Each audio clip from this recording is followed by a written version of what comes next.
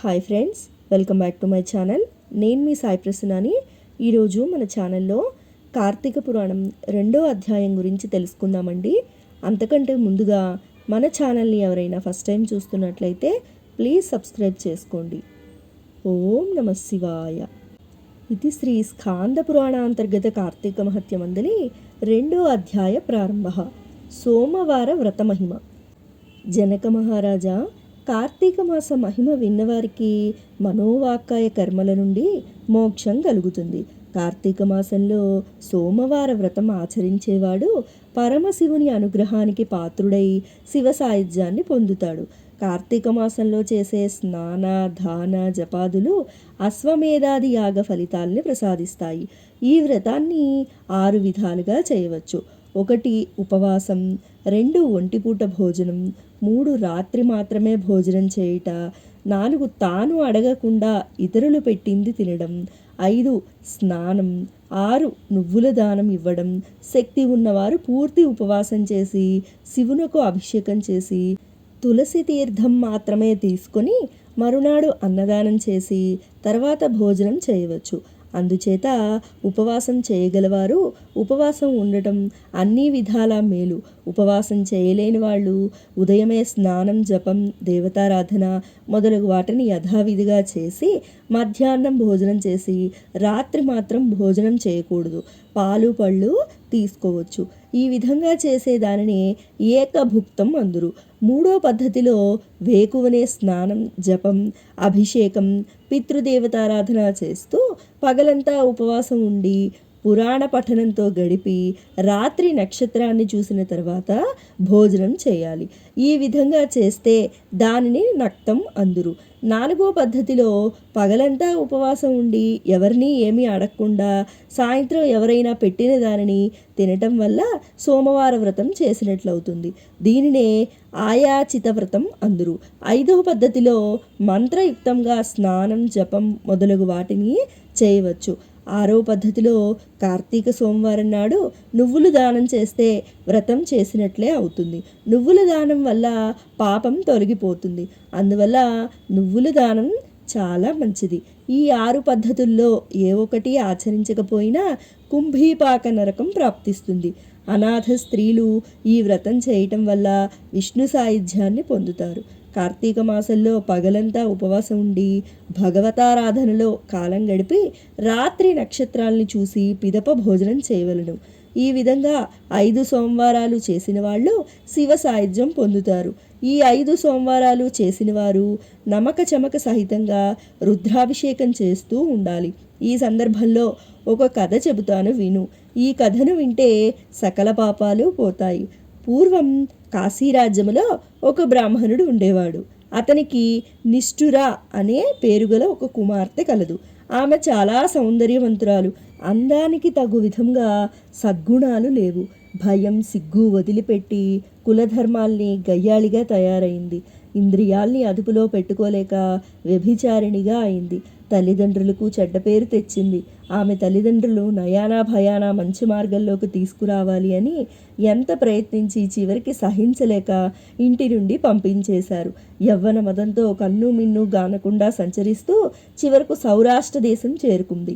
సౌరాష్ట్ర దేశంలో వేదాలు వేదాంగాలు చదువుకొని నియమనిష్టలతో మంచి సద్గుణాలతోనూ విరజిల్లుతూ మిత్రశర్మ అనే పండితుడు ఉండేవాడు. అతని మనస్సు వెన్న వంటిది. అతనికి దురదృష్టవశాత్తు నిష్ఠురను చూడటం జరిగింది. ఆమె అందచందాలకు ముగ్ధుడైపోయాడు. ఆమె గుణగుణాలు గమనించకుండా మనసిచ్చి పెళ్లి చేసుకున్నాడు. పరిణయం 10 పదుల పంట అనే మాట కూడా అతనికి గుర్తు రాలేదు. కొంతకాలం వాళ్ళు ఉలాసాగా కాలం గడిపారు. భర్త మంచితనాన్ని, దయార్థ హృదయాన్ని నిష్ఠుర గమనించలేకపోయింది. పుట్టుకతో వచ్చిన బుద్ధి పుడకలతోనే పోతుందన్నట్లు తన వ్యభిచార బుద్ధిని వదిలిపెట్టలేకపోయింది. ఆమె ప్రవర్తన అత్తమామలు భరించలేక కొడుకుకు చెప్పారు. తన భార్య మీద మమకారంతో మిత్రశర్మ ఏమీ అనలేకపోయాడు. అభిమానం అడ్డు రావడం వల్ల ఇక చేసేదేదీ లేక అత్తమామలు ఇల్లు విడిచి వెళ్ళిపోయారు. అత్తమామలు ఇల్లు విడిచిన పిదప నిష్ఠురకు పూర్తి స్వేచ్ఛా స్వాతంత్రములు లభించి ఆమె ఆగడాలకు అంతు లేకుండా పోయింది. ఆమె చేసే పనులు భరించలేక భర్త ఒక మాట అంటే ఆమె తిరిగి మాటలంటమే కాకుండా దండించేది. తను ఎంతో ప్రేమగా చూసుకుంటున్నాననే జ్ఞానం, దయ లేక భర్తను చిత్రహింసలు పెడుతుండేది. ఆ బ్రాహ్మణుడు పడరాని పాట్లు పడుతూ గృహస్థ ధర్మానికి ఎక్కడ లోపం వస్తుందేమో అని భయంతో ఆమెను విడిచిపెట్టలేకపోయాడు. అతడెంత నిర్లిప్తంగా ఉన్నప్పటికీ తన స్వేచ్ఛా విహారానికి నిష్ఠురకు అడ్డుగా కనిపించాడు. భర్తను తన పనికి అడ్డు తొలగించాలనే నిర్ణయానికి వచ్చింది. ఒకనాడు మిత్రశర్మ నిద్రపోతూ ఉండగా ఒక పెద్ద బండ తెచ్చి వాని తల పగలకొట్టి శవాన్ని నూతిలో పారవేసి ఏమీ ఎరుగునట్లు నిశ్చింతగా విటులతో ఆటపాటలతో కాలం గడుపుతుండేది. వ్యభిచారాన్ని వృత్తిగా పెట్టుకున్న నిష్ఠుర తన అండదండల కోసం కొంతమంది స్త్రీల మనసులు కూడా విరిచి చేసి తన దారికి తెచ్చుకుంది. ఆమెలో మంచి గుణం ఎంత వెదికినా కనపడదు. ఇతరులను నిందించడం ఉగ్గుపాలతో వచ్చిన విద్య అయింది. కలలో కూడా భగవంతుణ్ణి తలచడం కానీ గుడికి వెళ్ళడం కానీ చేయలేదు. భూత, దయ, పశ్చాత్తాపం ఆమెలో కనిపించవు. విద్యావేత్తలను, పండితులను వెక్కిరిస్తుంది. కొంతకాలానికి ఆమెకు ముసలితనం ప్రవేశించి అనారోగ్యానికి గురి అయింది. వీటిలో రాకపోకలు తగ్గిపోవడం వల్ల సంపాదన కూడా తరిగిపోయింది. అందము పోయి ఆర్థిక సమస్యలు అందలమెక్కాయి. కష్టాలనే కారడవిలో కాలు పెట్టింది. ఆమెను చూసి అసహ్యపడేవారే కానీ జాలిపడేవారు ఎవరూ లేరు. తినటానికి తిండి లేక, ఉండటానికి ఇల్లు లేక, తిరిగి శక్తి లేక చేసిన పాప ఫలితాల్ని అనుభవిస్తూ దిక్కులేని చావుకు గురి అయింది. ఆమె శవమును దహన క్రియలు చేసేవారు కూడా లేరు. యమదూతలు ఆమెను తీసుకొని పోయి యమధర్మరాజు ముందు విచారణ నిమిత్తం హాజరుపరిచారు. చిత్రగుప్తుడు ఆమె చరిత్రను అంతా చెప్పారు. ఆమె జీవితంలో ఒక్క మంచి పని కూడా చేయలేదు. యమధర్మరాజు ఆమె పాపకర్మలకు తగు విధంగా దండన విధించాడు. యముని ఆజ్ఞ మేరకు ఎర్రగా కాలిన ముళ్ళ ఉక్కు స్తంభాన్ని కౌగిలించుకునేటట్లు చేశారు. క్షణికమైన సుఖం కోసం వ్యభిచారం చేస్తే యమలోకంలో అనుభవించాల్సిన శిక్ష ఏమిటో అప్పుడుగాను ఆమెకు తెలిసి రాలేదు. బాధ భరించలేకపోయింది. ఆమె భర్త తలను పగలకొట్టి చంపినందుకు శిక్షగా యమదూతలు ఆమె తల పగిలేటట్లు మోదారు. సలసలా కాగిన రక్తాన్ని నోటబోసి త్రాగించారు. సలసలా కాగే సీసమును దాని చెవుల్లో పోశారు.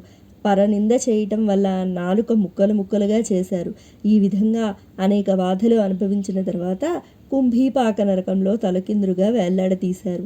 ఆ నరకాన్ని అనుభవించిన తర్వాత భూమి మీద కుక్కగా జన్మించి 15వ జన్మలో ఒక కార్తీక సోమవారం రోజు దానికి ఎంత తిరిగినా ఆహారం దొరకలేదు.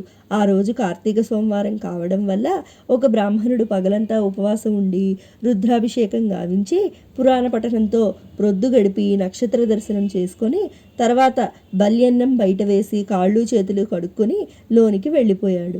ఆకలితో నకనకలాడుతున్న ఆ కుక్క బల్యన్నం చూడగానే దాని మీదకు దుమికి తినడం మొదలుపెట్టింది. ఆ బల్యన్నం తింటుండగానే దానికి పూర్వజన్మ గుర్తుకు వచ్చింది. ఆ కుక్క బ్రాహ్మణుని, ఓ మహానుభావ, నన్ను కాపాడు అని పిలిచింది. బ్రాహ్మణుడు బయటికి వచ్చి కుక్క పిలుపు చూసి ఆశ్చర్యంతో నీవు ఎవరివని అడిగాను. అప్పుడు కుక్క తన కథయంతా చెప్పి, ఓ మహాత్మా, నీకు ఇచ్చిన బల్యన్నం వల్ల నాకు పూర్వజన్మ గుర్తుకు వచ్చింది. దీనికి కారణం ఏమిటి అని అడిగింది. అప్పుడు ఆ బ్రాహ్మణుడు దివ్య దృష్టితో విషయమంతా గ్రహించి, ఓ శుచి, ఈరోజు కార్తీక సోమవారం కదా, నీవు పగలంతా ఆహారం దొరక్క ఉపవాసం చేసి నక్షత్ర దర్శనానంతరం నక్త భోజనం చేశావు. దాని కారణంగా నీకు పూర్వజన్మ గుర్తుకు వచ్చింది. నిప్పు తెలిసి ముట్టినా తెలియక ముట్టినా కాలే విధంగా నీకు నక్తభోజన మహత్యం తెలియలేకపోయిను, దానిని చేసిన ఫలితం నీకు దక్కింది అని ఆ బ్రాహ్మణుడు చెప్పెను. అది విన్న కుక్క దీనముగా తనని కాపాడమని కోరింది. దయార్థ హృదయుడైన ఆ బ్రాహ్మణుడు తాను సంపాదించుకున్న ఒక కార్తీక సోమవారం నాటి ఫలితాన్ని ఆ కుక్కకు ధారపోశాడు. దానితో ఆమె పాపాలు పటాపంచలై కుక్క రూపం పోయి దేదీప్యమానమైన శరీరాన్ని పొంది దివ్య వస్త్రాభరణాలతో గల స్త్రీ రూపం పొంది తన స్నేహితులతో కూడి కైలాసం చేరుకుంది. అందువల్ల కార్తీక సోమవారం నాడు ఉపవాసం ఉండి నక్తాది వ్రతాలు చేసేవారు అన్ని పాపాల నుండి విముక్తి పొంది శివ సాయుధ్యం పొందుతారు. కావున నీకు ఈ కార్తీక సోమవారం వ్రతం చేసే మేలును పొందమని వశిష్ఠుల వారు జనక మహారాజుకు చెప్పిరి. ఇది శ్రీ స్కాంద పురాణాంతర్గత కార్తీక మహత్యమందలి 2వ అధ్యాయం సంపూర్ణం. ఓం కార్తీక దామోదరాయ నమః. ఈశ్వరుని యొక్క కృపాకటాక్షలు మనందరిపై ఎల్లవేళలా ఉండాలని మనస్ఫూర్తిగా కోరుకుంటున్నానండి. సర్వేజన సుఖినో భవంతు. సర్వే సృజన సుఖినో భవంతు. ధన్యవాదాలు.